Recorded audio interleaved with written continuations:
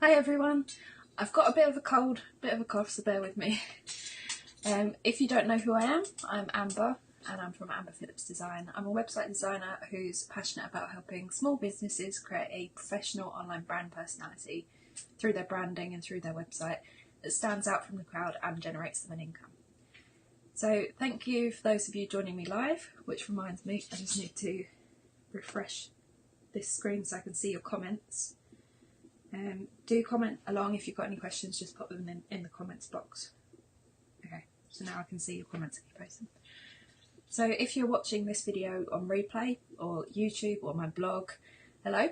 If you've got any questions or comments, or if you want to watch live next time or see what's coming up in the next videos, then come and join my Facebook group, which is Amber in My Pocket.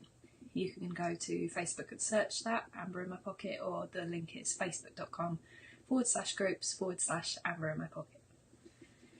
Okay, so today's video, today's training, it's all about how to get started as a new business owner, but it will be relevant for others as well. So there are lots of people in my Facebook group who are very new to starting their business or haven't started just yet, which is why I'm doing this video as the first live training of 2019. So I want us all to get to kind of the same sort of point before I jump right in with the in-depth website, WordPress, marketing, business training. So each week there will be a different topic, different training, and I will be posting a schedule in the Facebook group as well so you can see what's coming up next. There will be events as well, so if you see one that you want to attend, you can click join and then you'll get notifications as well when I'm going live. So even if you're not new to business, like I just said, this training is going right back to the basics, and it will help you focus on what you need to do to build your business. So first of all, do you actually have a business? Do you know what it's going to be? A couple of people that I spoke to just before Christmas when I was doing a survey to try and get ideas for topics and see what you all wanted to cover, a couple of people said that they don't actually have a business at all. They just know that they want to be a business owner. They want to have something, they just can't narrow it in on what that is. So I thought the best way to start this is to just show you a little exercise that I've used before. So you take a piece of paper, divide it into three. In one column you write your passions, in the next column you write your skills, and in the third column you write the problems that you can solve for people using your passions and your skills. And the reason that I say to write your passions and your skills, the best type of business is one that you're passionate about, because it is hard running a business, it is tough, I don't want to put anyone off, but it is tough. It's also very rewarding, you're going to get a lot out of it, but you need to have that passion to keep you going, you need to love what you're doing. So that's why I ask you to write passions down, and obviously skills, you need to be good at what you're doing. The best type of business also solves a problem for a specific group of people. So as an example, I've just done one for myself quickly. My passions, travel, reading, crochet, small business. I've listed my passions in there. My skills, WordPress, design, marketing, crochet, so all sorts of things. And then the problems that I could solve combining these two things, combining my passion about travel with my skill for writing. I could write articles, I could start a blog to help people to decide where to go and what to do. I think that's a problem I definitely have when I'm trying to figure out where to go next. Planning travel just overwhelms me. So that would be a problem that I could solve. Or this is what I actually do. I design websites for small businesses who need to make sales online. Or the other one, I've got combining my skill and my passion for crochet to create crochet keepsakes for people who want a handmade gift that means something. So I hope you get the idea with the problems. It's just something like addressing a need, addressing something that people need, something that people get stuck on. That's the best type of business.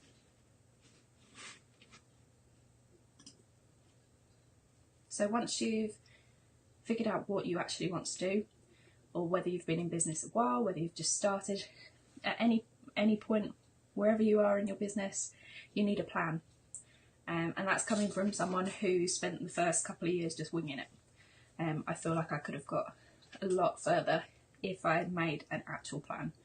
And when I did actually start making a plan, I thought that it had to be a really formal business plan. It kind of became a chore.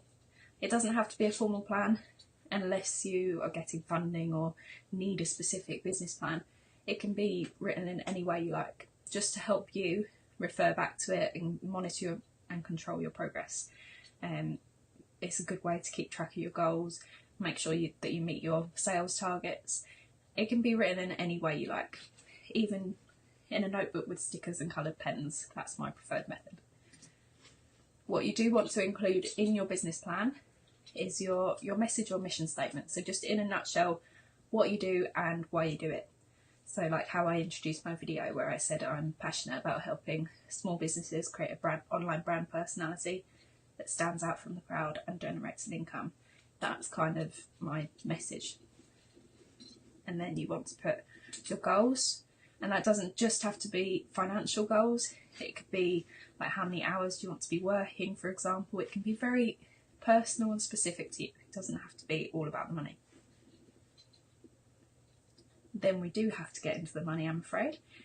Realistic income goals and a breakdown of how you are actually going to get there. So do you need to sell one specific service or 10 products or a combination of everything that you do?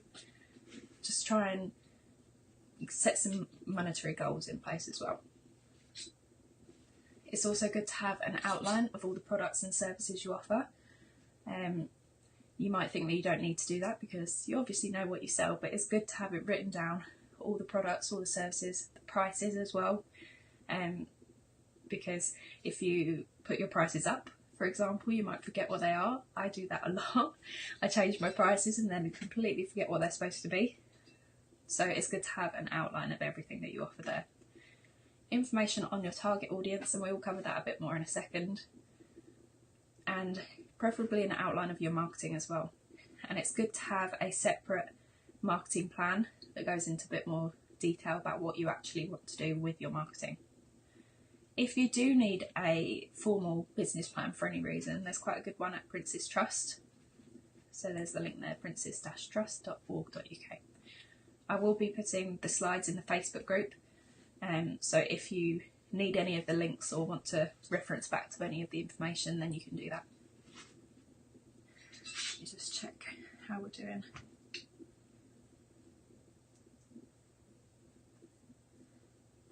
Okay, do let me know if you're watching. Let me know if you have any questions. So I find it a lot easier to have an actual physical business planner. Let me see. So here's one that I'm using at the moment. Awesome marketing planner. And it just helps you track every month, every week, every day. So there's a day view, for example. I haven't filled it in yet, it's for November. But it just helps to have, it's like a diary, but if you buy a planner, then it's got more of the business side of things that you need. So I recommend Nadia Finan's Pure Profit Planner, and I actually designed that one. I've looked at every single page of the 300 and something pages there are. It is a brilliant planner. The one I just showed you is my marketing planner, so it's from the Girls Mean Business, and it's called the Awesome Marketing Planner. That one is focused on marketing, but you can use it as like a business planner as well. It covers everything. But that one is really good. I'm loving it so far. I got it for Christmas. But it's good to have something that you can look at every single day, that you can keep track of your goals, your sales, your expenses. Then you've always got your business plan with you, rather than writing it at the start of the year and then not looking at it again for months, which is what I used to do. So with your business plan as well, you want to set a clear idea of time and budget. When you first get started, it's really easy to overestimate everything, think you'll have tons of money and tons of time and that everything will kick off straight away. But underestimate how much time you realistically have, underestimate how much budget you've got as well. If you find you've got more, then that's brilliant. But I I know when I started, I kind of thought that everything would be easy, and it's not. So just be realistic with your business plan and your schedule. So target audience. I mentioned that you should probably put this in your business plan. It also helps, if I just flick back to this screen, with the problems that you could solve. You need to know your target audience. So where have we gone? Okay, target audience. So I've lost where I'm going now. Target audience. You need to know your target audience to create a product or service that appeals directly to them. So like you're speaking at them, you're speaking directly to them, rather than it just being really general and you're not appealing to anyone. If you get really specific, narrow your focus, you might think that you won't make as many sales, but you probably will. You'll find that you're talking directly to people who think, oh, hi Patricia. You're talking to people who think, oh wow, she's talking to me. She has exactly what I need. So do get specific. Helps you to sell easily. It helps you to advertise and market easily. Helps you to build a relationship with them as well, and to create a brand and website and all your marketing materials that appeal directly to them. So like I just said, the larger the target audience, the smaller the impact. The smaller the target audience, the bigger the impact. So if you focus on a smaller amount of people, you're probably going to be putting a lot less money in, a lot less effort in, but actually having a bigger impact. If you don't really know where to get started with your target audience, if you're finding it difficult to really zero in on a specific type of person, you can go to this link. Again, I'll pop this in the Facebook group, and there's a worksheet on there.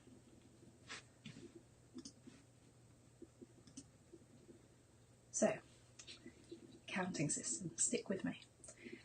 Taking control of your finances right from the very beginning is going to help you so much. So don't put it off because you're worried about it, because tax season will come round regardless. So if you take control right from the very beginning, you'll be in a much better position. You don't have to invest in any fancy software, but I do recommend recording information digitally, even if it's on a Google Docs spreadsheet or Excel, rather than in a notebook. It just makes it easier to make reports, makes it easier to total up all the information and to find the information, rather than sifting through a big notebook or a huge box of papers. And that does happen. My accountant said to me right when I started actually that she has a hell of a lot of people who just keep all the receipts in one big box, and then they get so stressed when it comes to doing their taxes. If you start with something like QuickFile, which is one that I use, then it's going to be so easy. Like, I don't really worry too much about tax returns at all, because it's all just done throughout the year rather than at the end of the year. Everyone seems to have a mad rush for trying to get all their invoices sorted and all their receipts sorted. If you do it throughout the year and use something like QuickFile, it makes it so much easier. So speaking of taxes as well, if you can afford to hire an accountant right at the start, then do so. It makes it so much easier. If not, there are workshops, and I think HMRC actually runs those as well, I'm not sure, that help you to complete your tax return yourself. I've seen 2 or 3 actually different people that have been offering these workshops. So if you need any recommendations, let me know and I can find them. I haven't done it before because from the very beginning I've had someone to do it for me. I glanced over it and thought, nope. And I've been working with the same lady for 4 years. So yeah, don't worry about outsourcing that. I think that'd probably be the first thing that I'd say get someone else to do.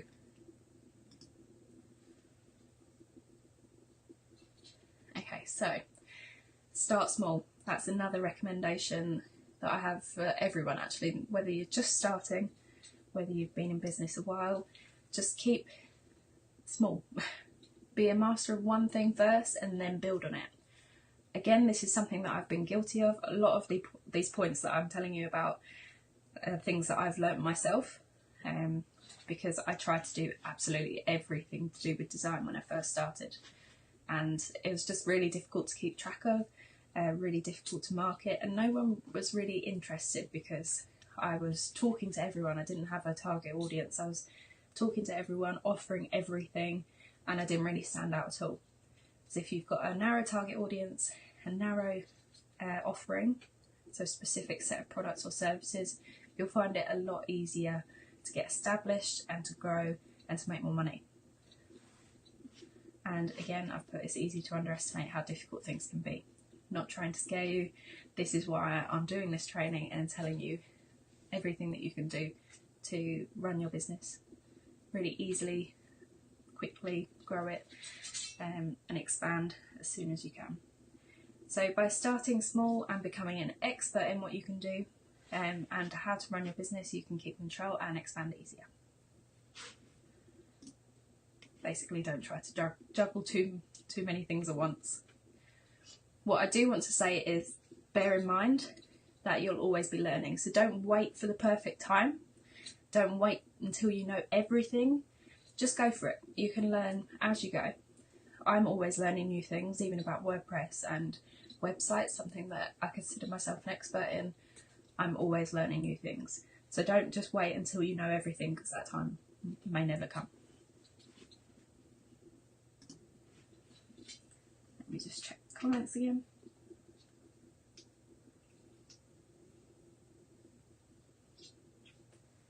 Okay, so making money. I know not everyone starts their business so that they make tons of money, but generally people want to make an income, whether that's to go alongside their full-time job, whether that's to go with looking after their kids while running their business. There's all sorts of different reasons for running your business, but generally there's a money aspect.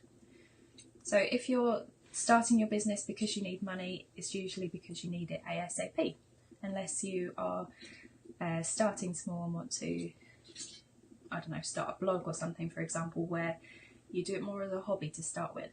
But if you want to start a business and make money ASAP, you need to focus on the money-making activities. So it's easy to think when you first get started, oh, I need to be on Facebook, Pinterest, Instagram, I need to be everywhere, I need to be writing blog posts. It's easy to get caught up in the things that you think you should be doing. It's easy to use them to procrastinate as well, because you know what you should be doing, but you're just too scared to do it. For example, that's me with my sales calls or doing videos. I'm not so bad now, but I only started doing videos 3.5, 4 years into my business. I used to put off sales calls a lot as well. So bear in mind, you don't have to do everything, and you don't have to do it all straight away. But you do have to pick the money-making activities and stick with them.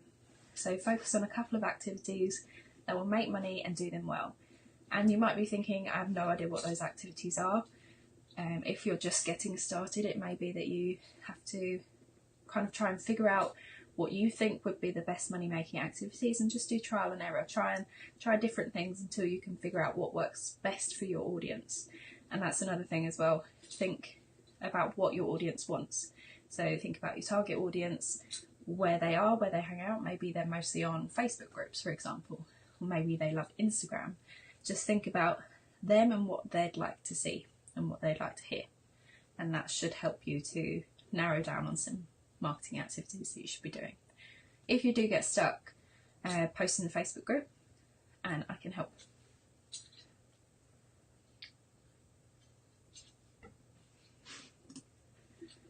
So, have you registered with HMRC or whatever it is in your country? If you're in a different country, you need to register.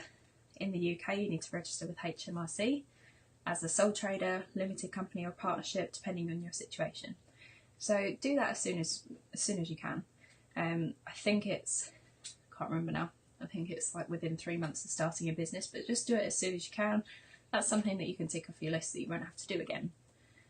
Do research on the HMRC website and see all the different options, what you need to register, and go from there. From memory, it was pretty straightforward, and I did put it off because I was terrified, but it was really straightforward.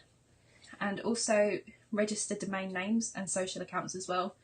Even if you don't think that you're going to use them, or you think it might be years before you do use them, register them so that when you do come to use, say, Instagram, for example, or Pinterest, you've got your name secured. You don't want to find out that someone else has got your name. So register everything. Community, this is an important one because for years I just kind of struggled on alone. I'd ask for help from family and friends, but they just kind of don't always get it if they don't run a business themselves. Usually the response will be, why don't you just go and get a proper job? That's a lot easier.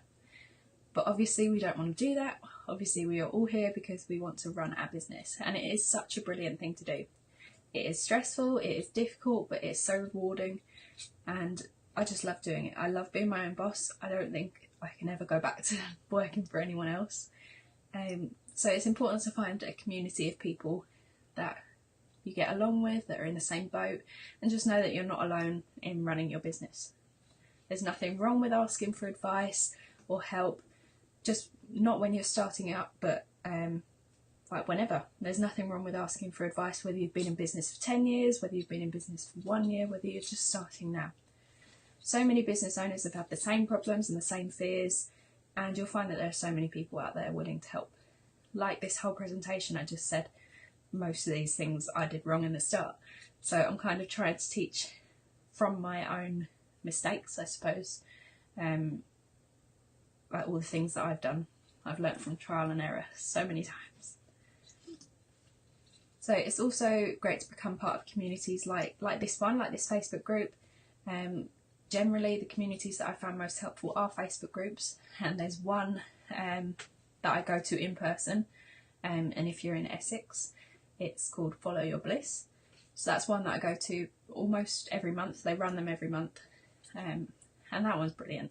It's not like a normal networking event. It's kind of, I don't know how to explain it. It's marketed as a networking group, but it's so different to all the other networking groups. People actually, we all care about each other, we all help each other. It's not just constantly being sold at. And that's what I want this group to be like as well. It's relatively new, and I'm still growing the group, but whatever you need help with, even if you just need to vent, post in the Facebook group and we'll all support you. So I've just picked the key things that I think are important to get started, but I've got a post with so many different things, and it's called Top Tips on Starting a Business. This link will be posted in the Facebook group shortly, but it's just got loads and loads of different topics on starting a business, running your business. Let me see what else I've got in there. Pretty sure I've got a worksheet as well. Got information on setting a schedule. That's a key thing. Don't become a workaholic. It's easy when you're starting your business to kind of just work all hours because you want it to work so bad, and you find being a business owner is a lot of fun and you love it, but you do get burnt out easily if you work all hours, and I know that from experience as well. But definitely go to this link and have a look at that post. So let me just check if there are any comments, any questions. If you're watching the replay and you have any questions, do let me know. Okay. Okay, all good. So I'll post this in the group shortly, the slides, the links, and next week, what have we got on next week? I've completely forgotten my schedule. Bear with me.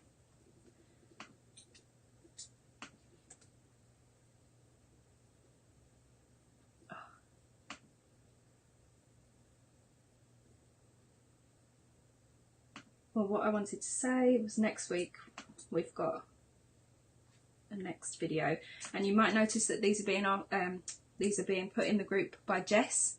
Jess is my VA. She's lovely. You'll probably see her in the group as well because she is actually a member of the group as well.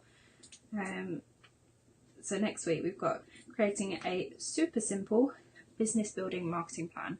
So that follows on quite nicely with this, because we've been talking a lot about business plan. So next week we'll go into more depth in the marketing plan, and that will actually cover this section as well then. So thank you for watching. Let me know if you have any questions, let me know if you have any requests for more training. I've got the first 3 scheduled in, and then we'll take it from there. Thank you.